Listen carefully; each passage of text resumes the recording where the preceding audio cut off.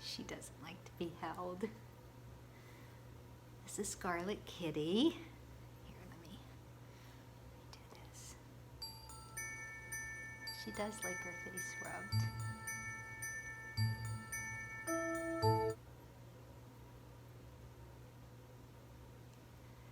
Okay, that's enough torture, right? You're a pretty girl. You have such pretty markings. Okay. Hi guys. Welcome to Meadowsweet Farm Fiber Arts Design Studio. My name's Bonnie and today is December 2nd, 2020. It's Wednesday and I think it's around 5 o'clock, 5:30, somewhere in there. It's completely dark right now. This is a podcast about anything related to the making of fiber arts and textiles.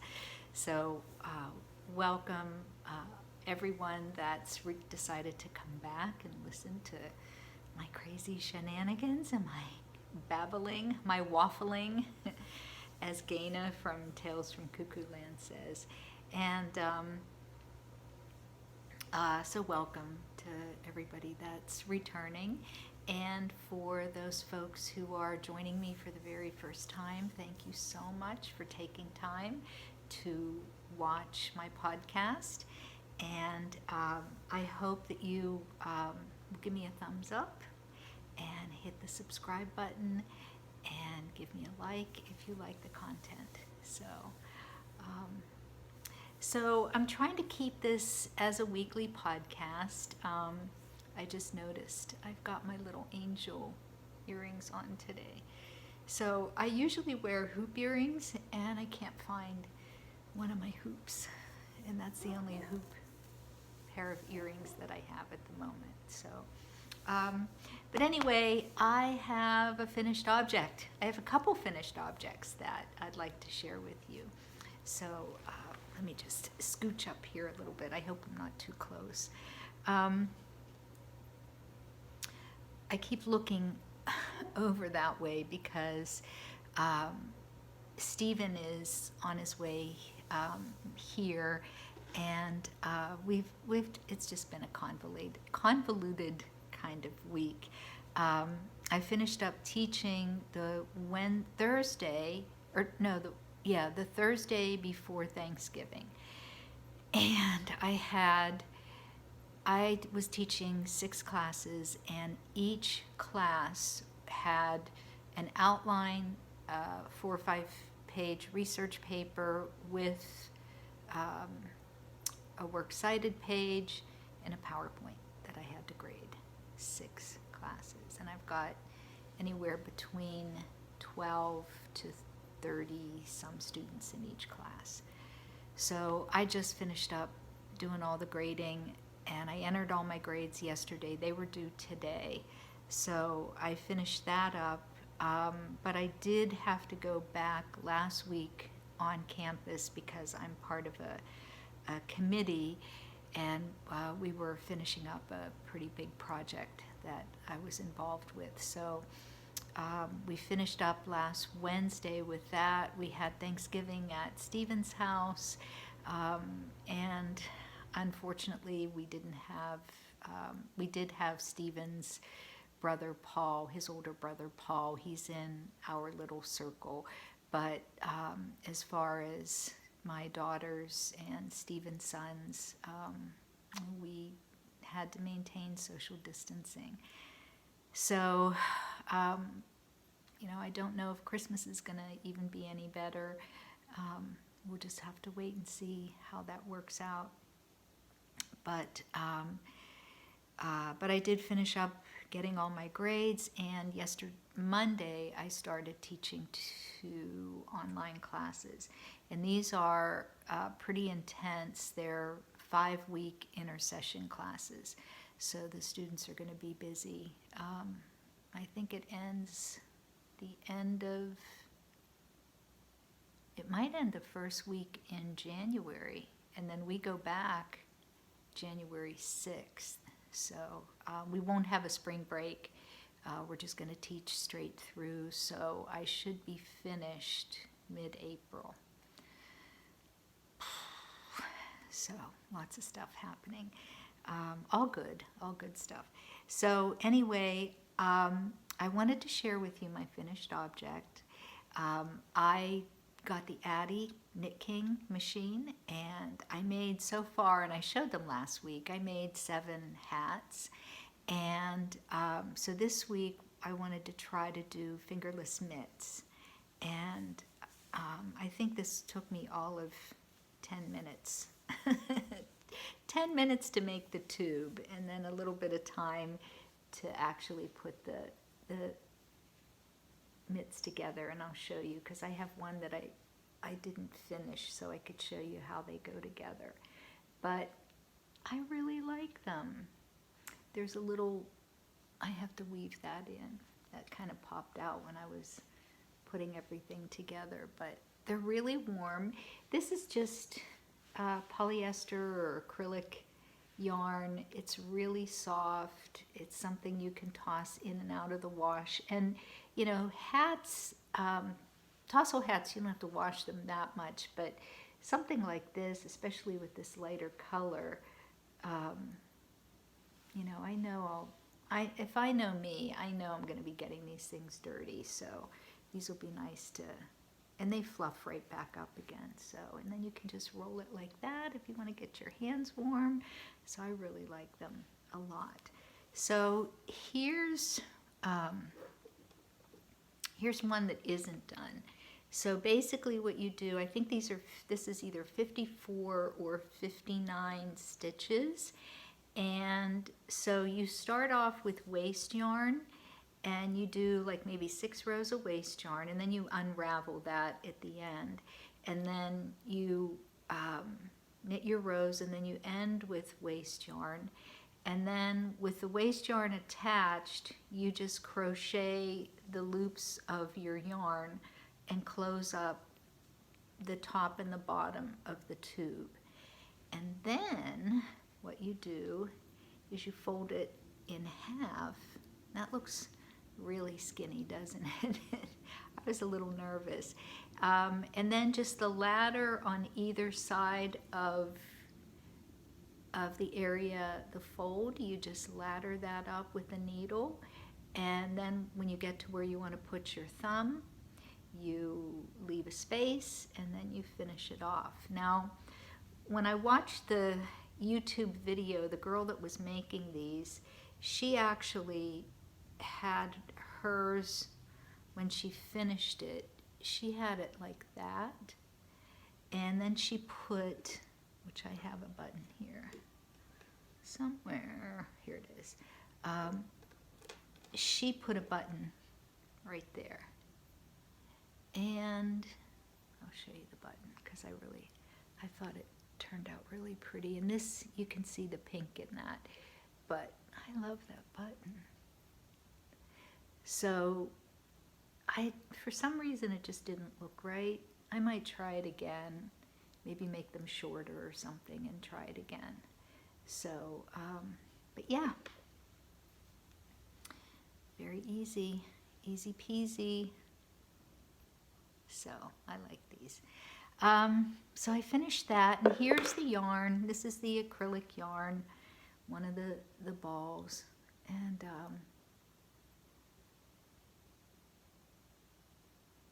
yeah, I just grabbed a bunch of these and whipped them up. They're very quick and easy. Okay, so finished object. The other finished objects that I have is I have 2 triangle looms, and one expands all the way out. There's different widths. You can go 7 feet to make a shawl. You can go 6, 5, and I think 5's the smallest. And then there's another one that's a 4 foot, and it doesn't go any smaller than 4. So I had a warp. I started a shawl, and I know it has to be 10 years. And I would start it and play with it for a little bit and then, go off and do something else, my usual routine. So if you're going to try to I was going to take the warp off the loom because at this point it was stretched and it was just like there were skip places, there was yarn that was breaking, the threads over each one of the little nail pegs, some of them were ripped. It was rough. It was really rough. So what I decided to do was, rather than try to take that off the loom, I decided I'm just going to go ahead and finish it and just love the mistakes for the way they are.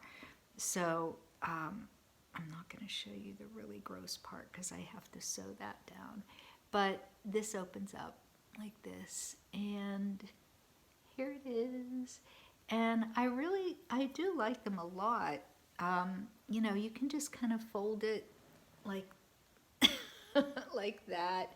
And if you have like a sports jacket or something, you can kind of tuck it in and roll it and play with it. I have a scarf one under here, so I'm not gonna, doesn't do it justice, and it doesn't promote the finished product in any way, shape, or form, but they are really nice. So basically, and like I said, I'll show you what the loom looks like. I'll take a picture and insert it somewhere in here.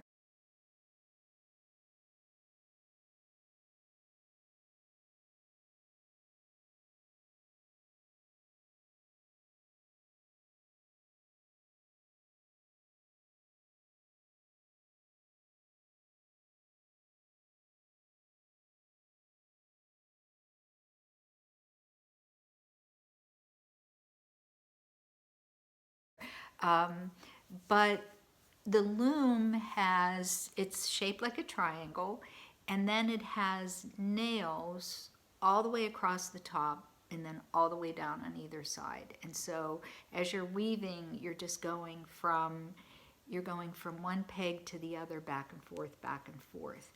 So depending on the thickness of the yarn, you can either use every single nail peg, or you can skip one or skip two or do whatever you want. So this is Marhaven's yarn, and I'll fold it in half so you can see.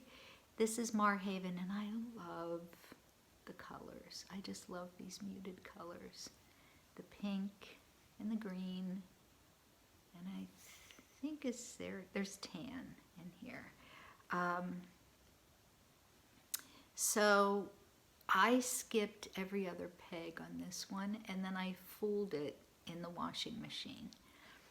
And I really like these. So I am going to try to find some kind of a peg or something that I can use to fasten these in the back. But yeah, I really like how they turned out. So so that's my finished objects. As far as my works in progress, the only thing I have on my needles right now, because I'm trying to desperately get this done, is, and look what a professional knitter I am. I'm in the middle of a row. But I only have this much left to go. And if you remember when I started this a million years ago, Scarlet Kitty got a hold of the ball, and so there are places that I have to weave in the ends because she kind of destroyed the yarn. But I love the striping. I really think it turned out. The last stripy one that I did, I gave to my daughter Jacqueline when she was in Pittsburgh. So there, I'm almost done. I'm going to try to finish this tonight. So I have that, and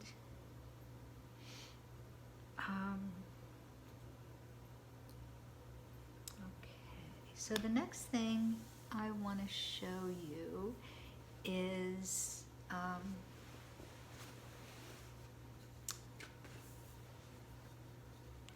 this. No, I don't want to show you this. Actually, I'm working on a project where I need this, and I can't talk about it because it's from my mom for Christmas. And I let the cat out of the bag this weekend, and I told my brother that I had a podcast, and I gave him all the information. So I think, hi Mom, I think my mom's watching. She turned 95 on November the 24th. So, yeah, 95 years young, Mom. So I don't know if she's going to still watch. I don't know if she even understands what podcasts are all about. Maybe she does. My mom's she's pretty hep to the jive. So,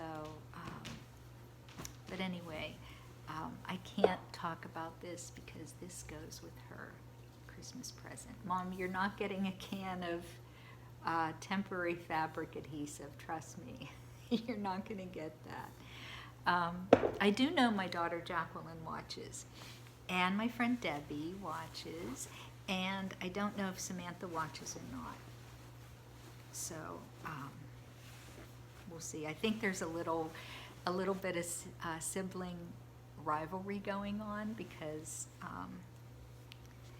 Jacqueline said to Samantha that she had a secret, and the secret was my podcast, and she wouldn't tell Samantha what it was. So I don't know. Samantha is a pretty good sleuth, so she may be watching this, or else too embarrassed to watch it. You know what I mean?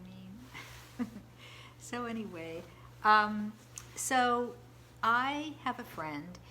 He is an African weaver from Ghana, and he and his father are 10 generations of African weaving. And I was thinking about this, and I was thinking, I can't, I know, of course, there's generation Samantha and Jacqueline, then me, then my mom, then my grandmother, my great-grandmother, and then my great-great-grandmother.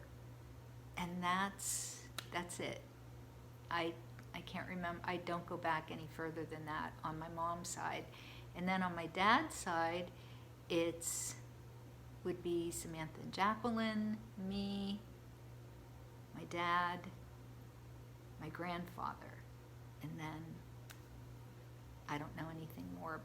And I'd never met, but my mom talks about my grandfather's mother. So that would be my great-grandmother, but that's how far. So no more than, on my side, my mom's side of the family, 6. So can you imagine 10 generations of weavers? That's pretty incredible. I do know on my mom's side, my great-grandmother from my grandfather, they came from Manchester, England, and she was a knitter, and my mom remembers her at my grandmother's house knitting, always knitting. So, okay, I get off on a tangent. So anyway, Capucci is 10 generations of African weavers, and he weaves kente. It's called kente, but kente cloth, which are actually, kente is cloth, so I think you might be saying cloth. So it's kente. And what it is kente is just strips of woven fabric. So I will take a picture of this and lay it out on the floor. This is a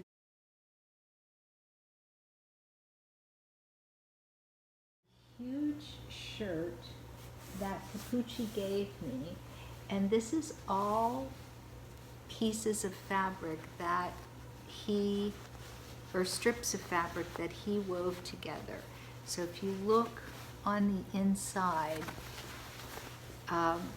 from there to there is a strip of fabric. So what he does is he weaves the fabric and then he sews it all together to make a larger piece of fabric, and then he cuts it out to create, he makes placemats, he makes garments like these, which I love.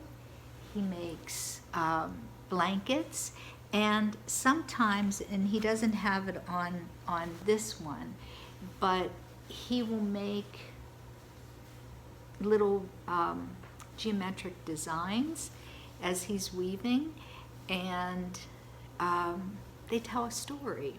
So he had a blanket that told the story of the village where he grew up in Ghana. It was just beautiful. This is all done in cotton, and I like how he's lined the edging there, and then he's done that I think with all the edges. No, he just sewed that up. But in the back, he's got I don't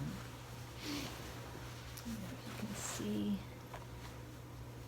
but he's got pleats in the back there. You can see that.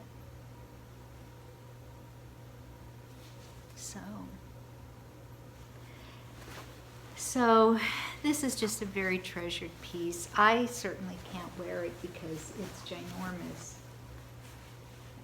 Stephen can wear it, but I just love it. I just think it's really beautiful.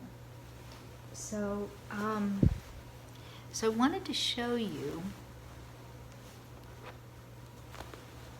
the loom that he gave me, and it's the same loom, very primitive, that he weaves this cloth. And years ago, when I was taking anthropology classes, we were supposed to go to Ghana, and I was actually going to go to his compound and weave with him for a week, and his father.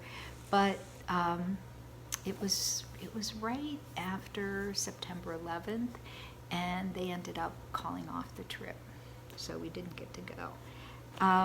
But anyway, so before I show you the loom, I just wanted to talk a little bit about this book. Okay, this is the Big Book of Looms, and I think it might help a little bit just to give you a little bit of foundation into the process of weaving.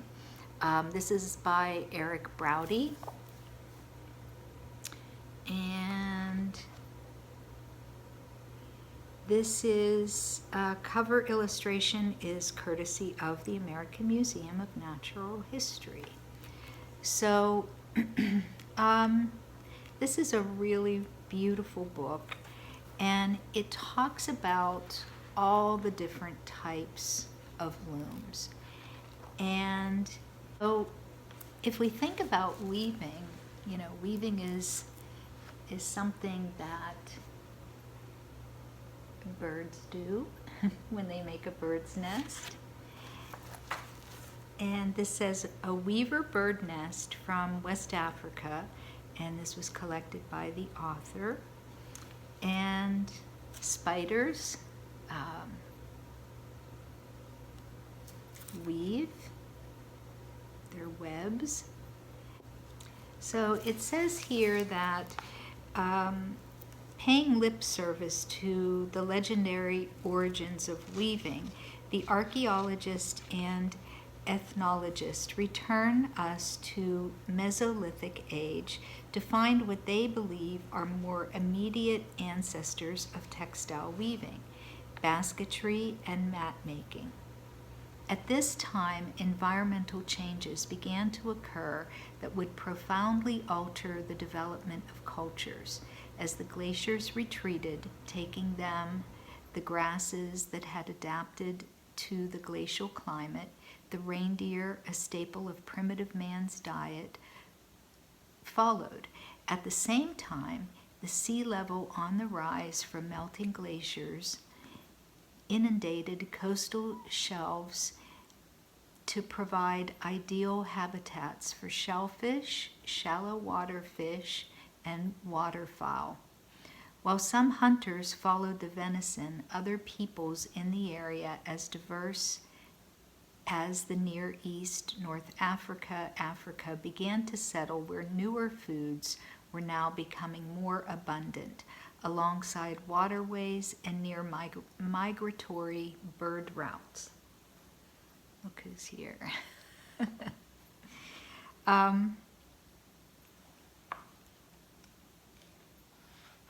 So they show pictures of some of the early weavings.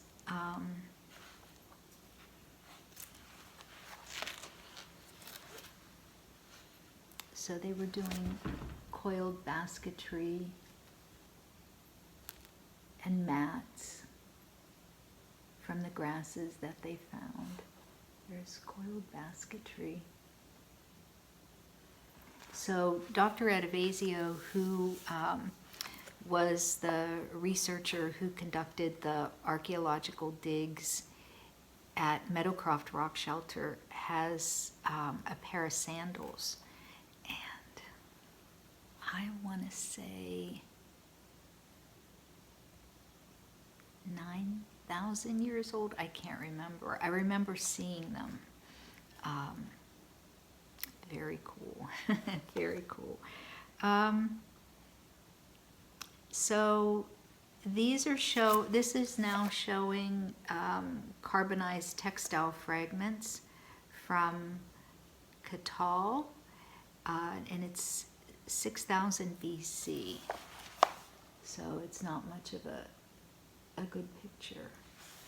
I don't even know if you could tell if it was woven.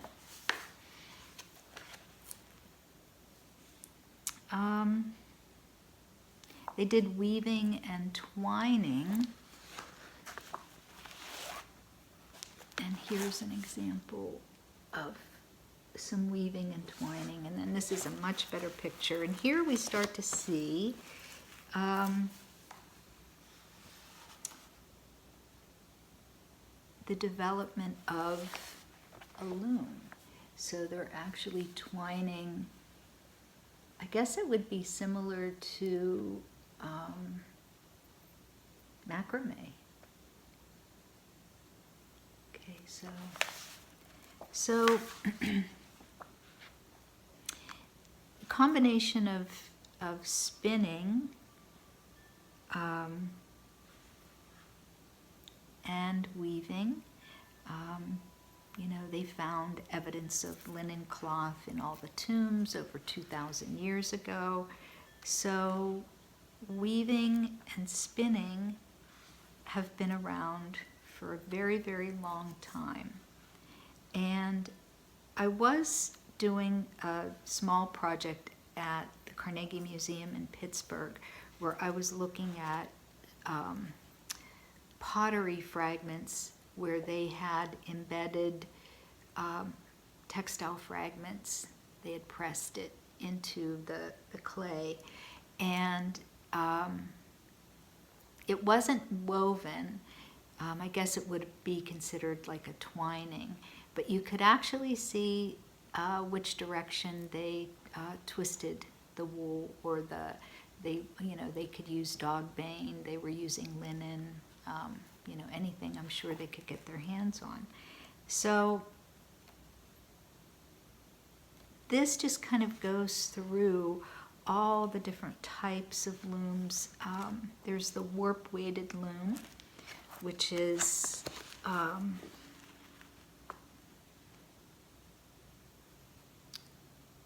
here's an example of the warp-weighted loom, and basically what that is every single thread was tied to a stone, and then they wove to provide the weight. Oh, and here's the stones. These are very cool. They actually drilled holes in the stones so they could tie the threads on. So cool. So, and there's all kinds of stories about the different types of looms.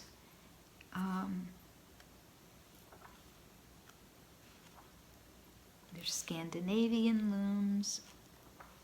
Oh, this is very cool. This is a loom weight with a bronze ring.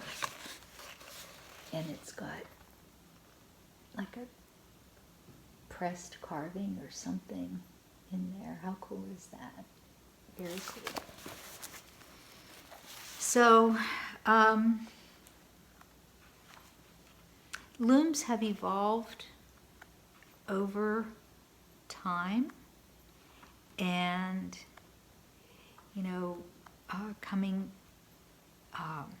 full circle, I'm trying to see if I can find an example of the type of loom that Capucci was using.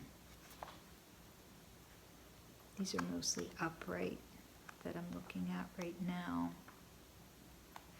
But just about every country, every culture has some story connected to the making of cloth. And, a lot of the ceremonial pieces were just treasured. And the kente was the cloth of kings. So bear with me here for 1 second as I see if I can find.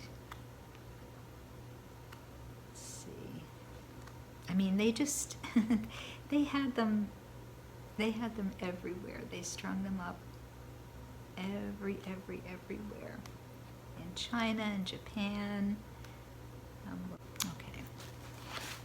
This picture, and you're not going to be able to really see much of this, but this very closely resembles the type of loom that Capucci was weaving on, and I'll try to find a better picture.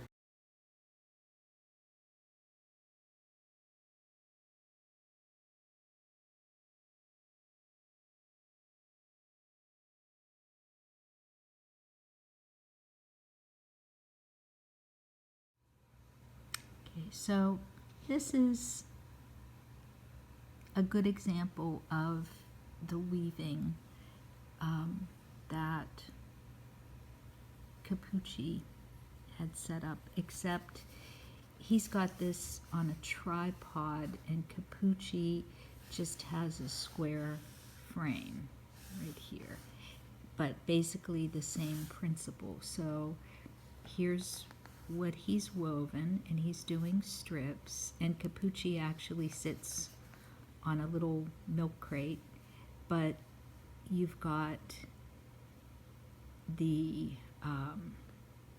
reed in the front, and that's where all of the warp threads will pass through the reed, and that determines how many threads per inch your cloth is. And then you come back here and you would say this is harness 1 and this is harness 2. So if it were just a plain weave, you would have each one of these. This is the harness, and then what these threads are running up and down here is the heddles, and in the center of each one of these string heddles is a little hole, a little opening. So it's the way they tie the knot. So they would string this up and they would tie it so far and put a knot here, and then come down a little bit and put a knot here and finish it off, so it leaves a little opening. So each one of those warp threads is going to pass through each one of these heddles. So you would have thread number 1 going through harness 1 and thread number 2 going through harness 2, and then so on and so forth, back and forth. So you end up with an over-under. And what you might do on other looms, this simple mechanism is doing it for you. So he's got little sticks here, and when he presses down on this stick, it lowers this and raises this. And this little gap in the front is the shed, and that's where the weaver passes the weft.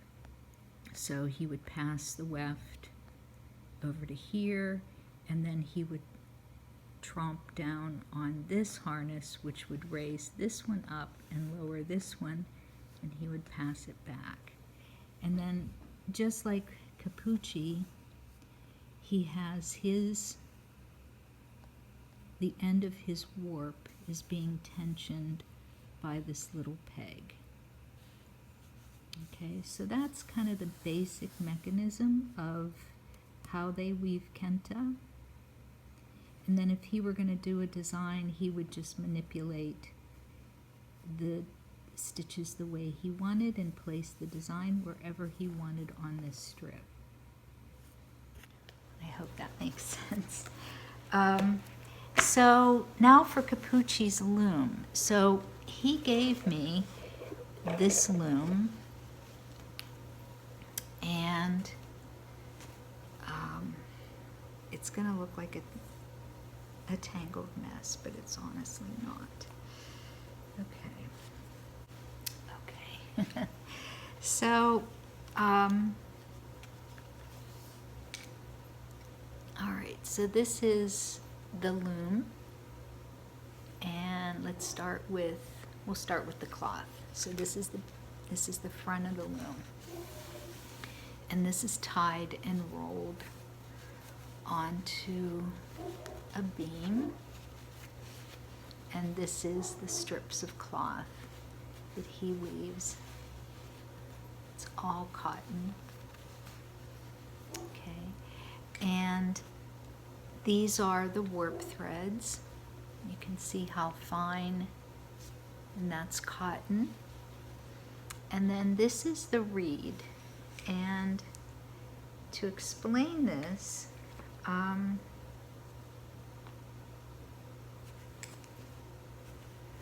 this is actually real reed. And I'll get closer so you can see. So this is real reed. And I think, I'm not sure, they carved this out, but it feels like some kind of wood that they've hollowed out. So basically, these little spokes, you put your threads in between each one of these little reeds. And then this is one solid piece of wood. They stick all that down inside there, and then you can see they have tied this to hold it together. So if you took a ruler and you measured how many spaces in an inch, that would give you your set to your cloth. So, 12 threads per inch. If you did double, it would be 24 threads per inch. So that would mean you'd put 2 threads in each one of these little slots. So I haven't measured, but I'm sure this is extremely fine. So this is the reed. The historic looms that I have seen, and I actually have a reed from probably the 18th century, they were using reed as well. They were using this it is reed. So, so this is the reed, and it tells you how many threads per inch, as well as the set of your cloth.